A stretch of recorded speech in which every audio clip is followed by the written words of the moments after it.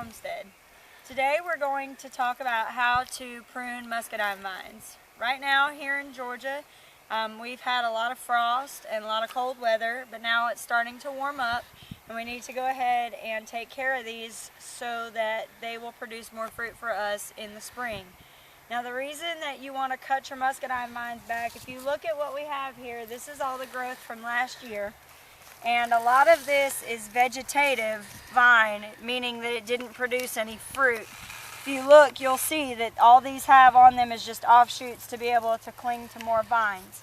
Now if you can imagine all of this with foliage on it, it was very difficult to be able to find the grapes and to harvest the grapes, and we probably lost a lot of harvest just because of all this extra growth.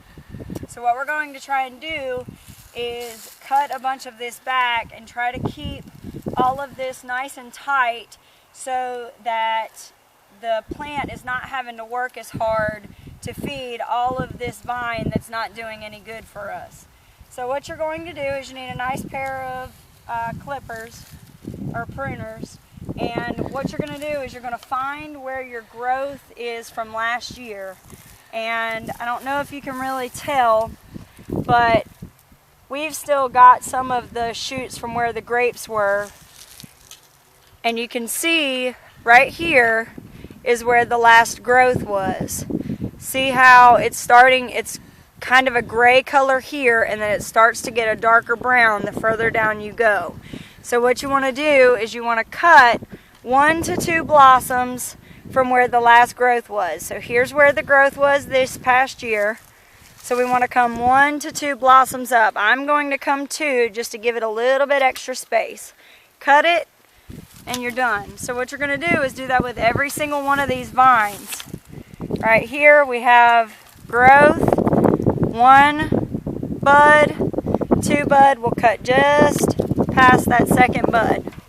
Now when you have all of this extra hanging down, it kind of gets hard to be able to get down in there. So what I would do is go ahead, make sure you don't have any new growth on these, and you can go ahead and cut them so that you can get in to work closer to the space where you can find where your growth was. So here, this was one that doesn't look like it produced anything. It looks like it was more of a vegetative growth. So we're going to cut 2 from the main trunk. Now let me tell you a little bit about these different parts of the muscadine vine.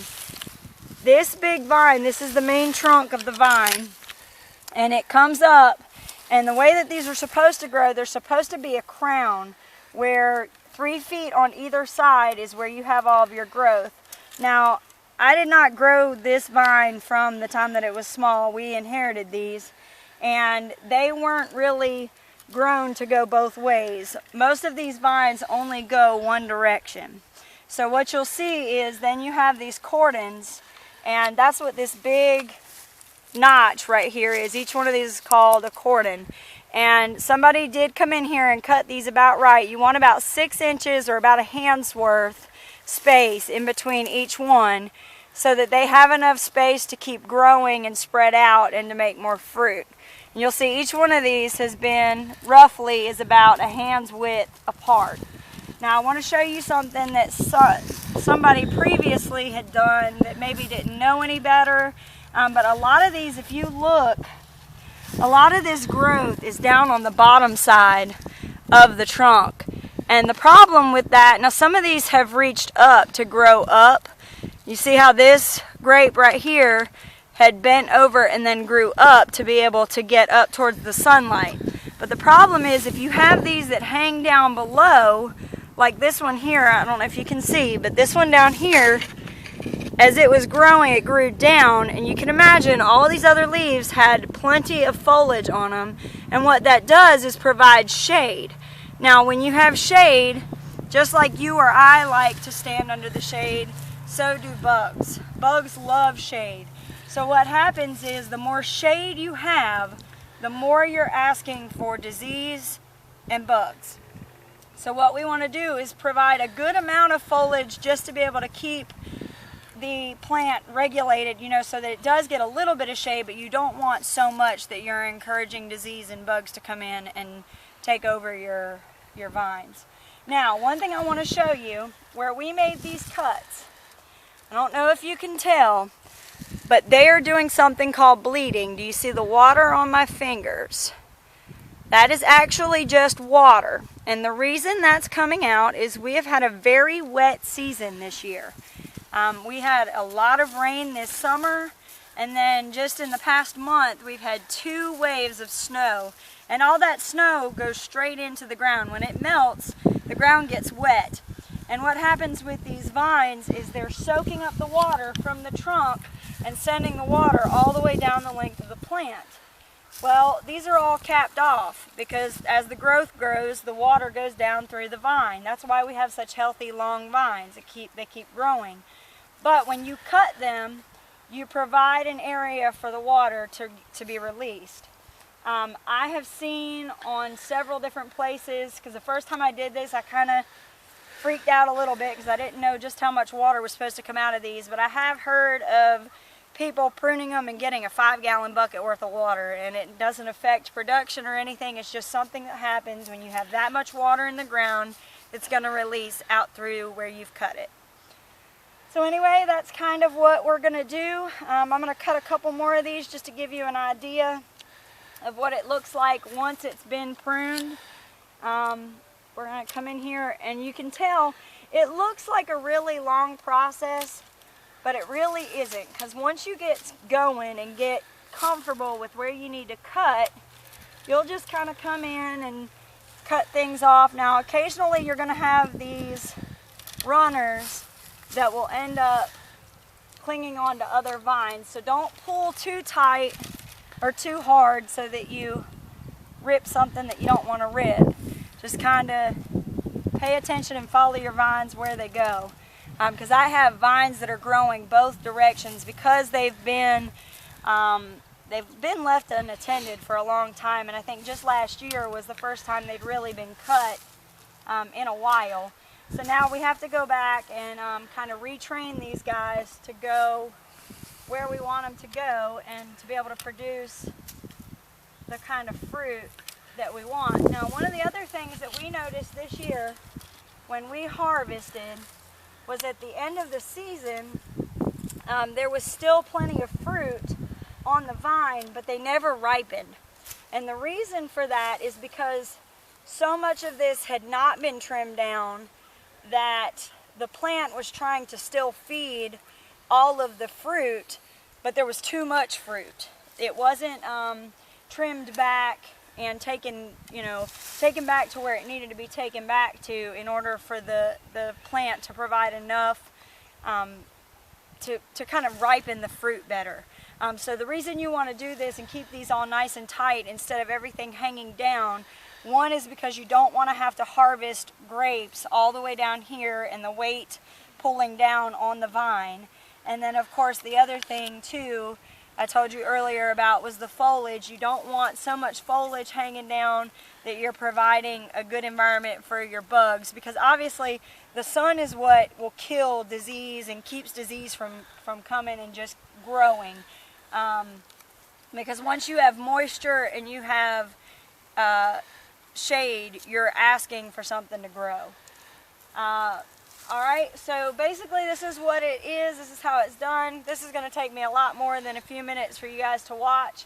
So I'm going to go ahead and finish cutting up this vine, and then I want you to see what it looks like once it's done. And welcome back. So here we are now after we've pruned the vine. This is what it looks like. I've left a lot of these on so for you to be able to see where the fruit was and the extra growth. I'm going to cut up a couple of these last ones. Here's a new growth. You're going to cut 2 bulbs and two blossoms out. And the reason for that is your fruit comes from new growth. So what you're doing is as you cut, you're encouraging growth to come from those 2 new buds that you have. Here's another one. So we've got 1, 2. We're going to cut right there. We got right here, this is new growth. We're going to come out 1, 2, cut. Cut. Now, obviously this looks a lot different than what we started with. We started with a big, long, heavy vine, and now we're looking at something that almost looks dead. Don't be afraid. If this is what it looks like, it will grow back. You just need to make sure, that's why we provide 2 more buds for you to be able to encourage growth from those 2 new buds. And it makes sense that when you cut these, what happens is you've stopped off the growth there, so you're forcing all of the energy that's coming through your water and your sunlight, you're forcing them to go out those 2 new buds. And then when that grows, then you'll cut and encourage 2 more vines to grow from those buds. So that's what all of this has done.